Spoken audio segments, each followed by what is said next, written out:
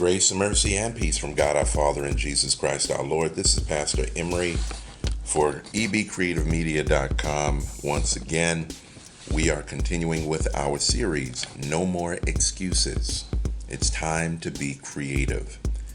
And we're going to utilize information from our Digital Media 101 curriculum, academy I should say. And this is going to be Audacity Part 2. We're actually backstepping so that we can make sure that everybody that we're giving this instruction to has Audacity. You can go to Google on your computer. As I'm going to show you right now, you go to Google. Remember, this is a no excuses series, so I want to make sure that nobody has any excuses. You simply type in Audacity, Audacity. I go there frequently as I do this course, so you can see it's audacity.sourceforge.net is the one that we're looking for. If you were to select it, we'll go directly to sourceforge.net, where you'll see Audacity with the icon of a WAV file with headphones on. This is the right one. We're going to click download. Once you click the green download button, it's going to take a few seconds to prepare, as it's going to show you some advertisements. It tells you how long it's going to be before it begins to download. And if you look at the lower left region of your screen, you'll see that the exec file for Windows, the Windows 2.1.0 or 2 version is downloading. Once it downloads, you basically want to show it in your folder and then run the software. This is going to take a few seconds, and as it takes a few seconds, just want to share with you that we have had an opportunity to utilize Audacity in so many ways. We've utilized it to record our latest audiobook called BeCreative, which you can purchase right at our website, BeCreativeMedia.com, and is basically sharing with us how we can take ownership of our thoughts, our dreams, our visions, investment of our time, our talent, and our treasure to bring our ideas from faith to fruition. Indeed, it comes through the lens of Scripture, through the lens of our faith, in the context of God is the creator of the universe, and He's created us with creative abilities. And certainly we live out our destiny as we use that for His glory, our good and the good of others. And so I want to encourage you to listen to that. You can listen to that for free through our website, but you can also purchase it as you follow the link and share that with others. It'll be a great gift. And so we've done that through Audacity. We were able to record it. We were able to edit it. We were able to master it. We were able to then download it so that it's in a downloadable version for instruments such as iTunes and Amazon.com, and whatever media player that you have, you can actually use it to sell or use it to listen and distribute for free if you'd like to. You can email it. You can actually text this medium to others depending on the size of the file. But as we get started and continue, in our last episode we went over just 6 buttons. After you've downloaded it, you'll have it. We're just going to open up. We went over these 6 buttons. And again, very self-intuitive. You are already familiar with a lot of these tools. This software is made with features that it's robust in features, so that there's almost everything that you need to do, you can do right here. But as we expand on what we've learned, we've got these 6 buttons. We know how to record, play, pause, stop, skip to the start, skip to the end.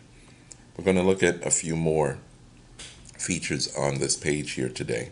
This is a pre-recorded file, but we're going to go a little bit further. In the left region of the audio track, yours will probably say audio track as you get ready to record. You can actually press the drop-down feature there and begin to name that file. I've just called this Emery's track. It's in the WAV form, which is the standard form we want to record in. It's already preset to record exactly how you may want to record. You have stereo 44,100 hertz, which is the frequency by which we want to record with the best fidelity if we're going to send this out and share it. But you can also have it conformed to another file or exported to another file format, such as a WAV file, which is what we're going to use, not the Audacity project, or an MP3, and I'm going to go in depth in that with that in a little bit. With no excuses, however, we're moving forward. You know what a mute button is. You click mute, the file won't be able to be heard. Unmute again, or click mute again, and it will unmute the file. So that if we played it, recording a file, you're looking in this area, you'd hear that. If you had multiple tracks, so let's record another track for a moment to show you an example. I'm going to mute this so that we won't hear it as we're recording the next file. Green, eggs, and ham. Sam, I am. And then I'll stop.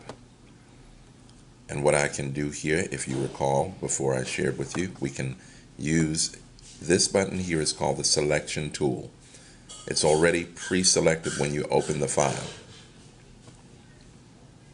We're going to select this area and we're going to delete so that I can then share with you another button called the time shift tool.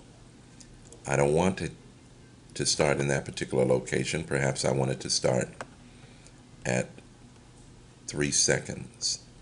I move it by left clicking and dragging over to that particular time period. Again, remember, I told you you'd see audio track. I can actually name it there. Second track, or whatever else you want to name it. Music track, vocal number 1, vocal number 2, in terms of naming conventions. I want to move up so that I can see. And what I'll do is unmute that. And now what I was sharing with you is that now that we have two particular files here, I want to go back to the selection tool. And I can press play. I'm recording a file. You're looking green, eggs, and ham. Area, Sam, I am, as the audio. And so we have two tracks there. If I wanted to then take these tracks, and this is what's called multi-track recording.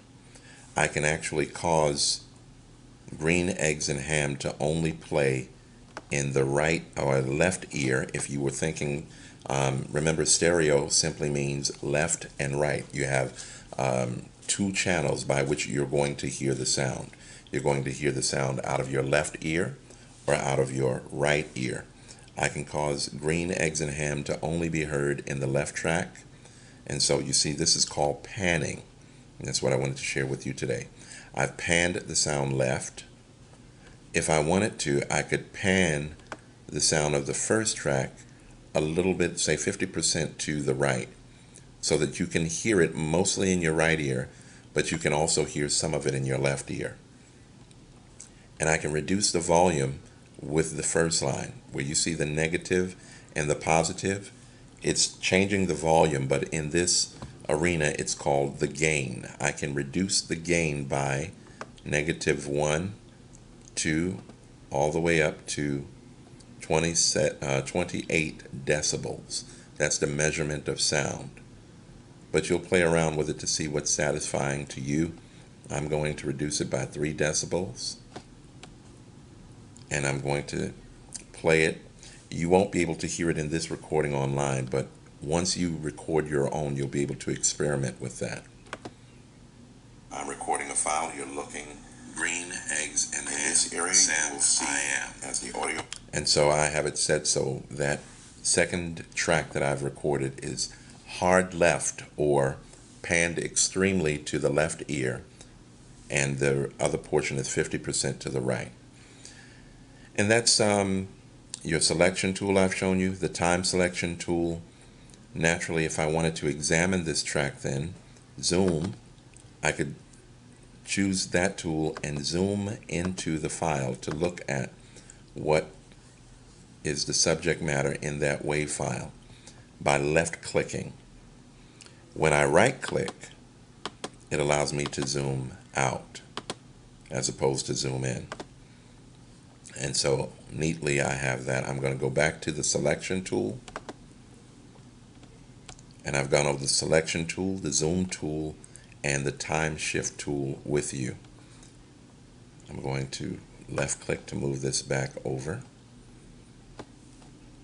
And essentially, just to review, now we've gone over these 6 files, I should say these 6 buttons, excuse me, which are your record, play, stop, pause, skip to start, skip to the end, the selection tool, the zoom tool, the time shift tool. On the individual track itself, we've looked at how to name the track. We've looked at the frequency upon which we are recording.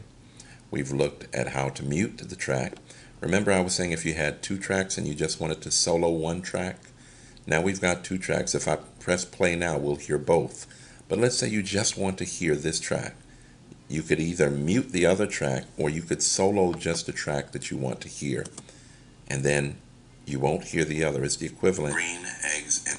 You would use this in the instance that you had multiple tracks. If I had 5 tracks that I had already recorded, rather than mute the other 4 to hear the one, I could just solo that 1 track. And now as we get ready to close just this particular episode here, if I wanted to then save this, notice I've already called the file Audacity DIY2. I could save that project. You know, Control S would be the shortcut. But if I want to then share this with a friend or upload it to a site where people can hear it, I would export the audio, or the shortcut is Control-Shift-E. I'll export that audio. When you first download Audacity, you're going to be able to save it as a WAV file. A WAV file is the most common file used to burn a CD.